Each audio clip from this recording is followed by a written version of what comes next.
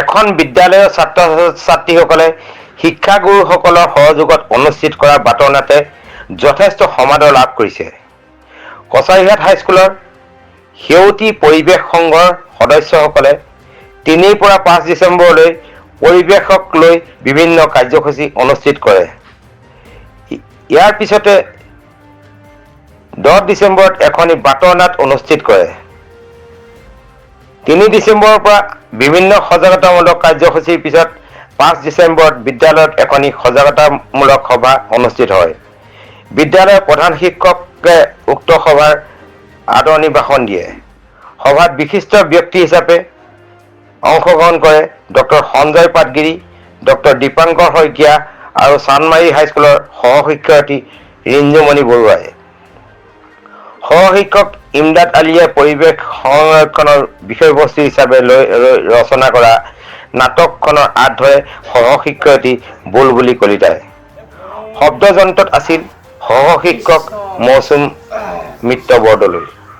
একেদিনাই এই নাটকখন উক্ত বিদ্যালয়ৰ লগতে কমাৰবন্ধা হায়াৰ ছেকেণ্ডাৰী আৰু দৰফাট হাইস্কুলতো অনুষ্ঠিত কৰি স্থানীয় ৰাইজৰ লগতে ছাত্ৰ ছাত্ৰীও সমাদৰ লাভ কৰে।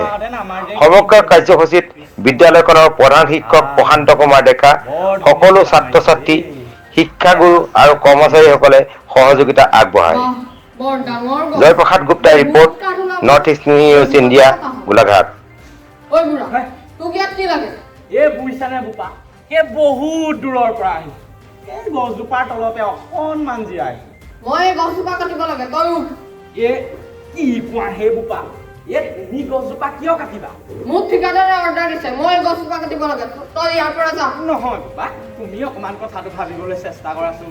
মই সেইবোৰ নাজানো। গছ কটাৰ বিনিময়ত মই পইচা পাম। তোক যাবলৈ কৈছো। নহয় বোপা, তুমি কথাটো একদম সুস্থ মগজে ভাবি চোৱাচোন। এইখন কোঠাৰ দেখিছ, একে ধাপে মাৰি গছৰ লগতে মানুহ কটা জানো? আৰু মই দেখোন মোক দম দিছ। দম দিছো। এই টুকু লাখুটিয়ে মাথা ফালি দিম। মই তোক যাবলৈ কৈছো, তই যা। দম দিছ নেকি?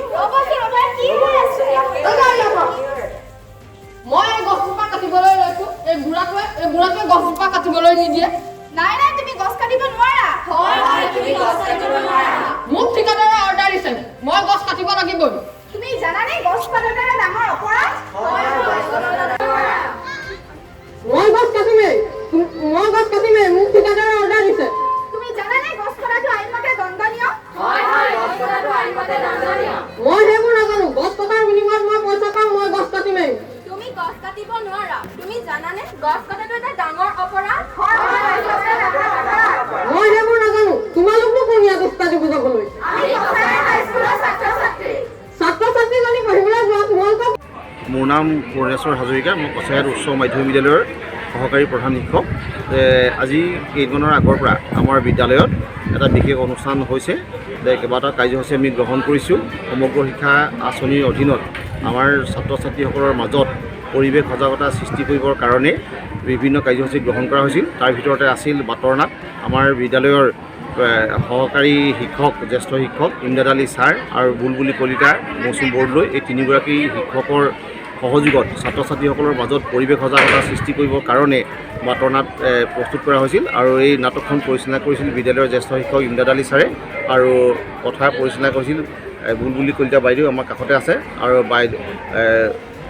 শব্দযন্ত্ৰ পৰিচালনা কৰিছিল বিদ্যালয়ৰ জ্যেষ্ঠ শিক্ষক মৌচুম মিত্ৰ বৰদলৈ। বিষয়টো কি হ'ব? বিষয়টো আছিল যে ছাত্ৰ ছাত্ৰীসকলৰ মাজত যিটো প্ৰদূষণ হৈছে, বিশেষকৈ বায়ু প্ৰদূষণ, এই বায়ু প্ৰদূষণখিনি কেনেকৈ নিয়ন্ত্ৰণ কৰিব পৰা যায়, ই কেনেকৈ অপকাৰ কৰিছে সমগ্ৰ পৃথিৱীকে, এইখিনি সজাগতা সৃষ্টি কৰিবৰ কাৰণে আমাৰ ছাত্ৰ ছাত্ৰীসকলৰ মাজত এই পৰিৱেশ সজাগতা সৃষ্টি কৰিবলৈ এই ব্যৱস্থাটো কৰা হৈছিল।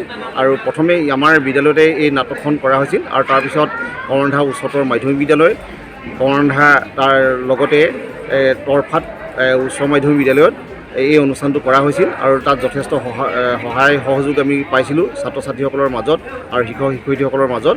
গতিকে আমি আশা কৰিম যাতে এই পৰিৱেশ আমি কেনেকৈ সংৰক্ষণ কৰিব লাগে, ভৱিষ্যত প্ৰজন্মক কেনেকৈ আমি ৰক্ষা কৰিম, এই বিষয়ে আমি এই কামটো হাতত লৈছোঁ।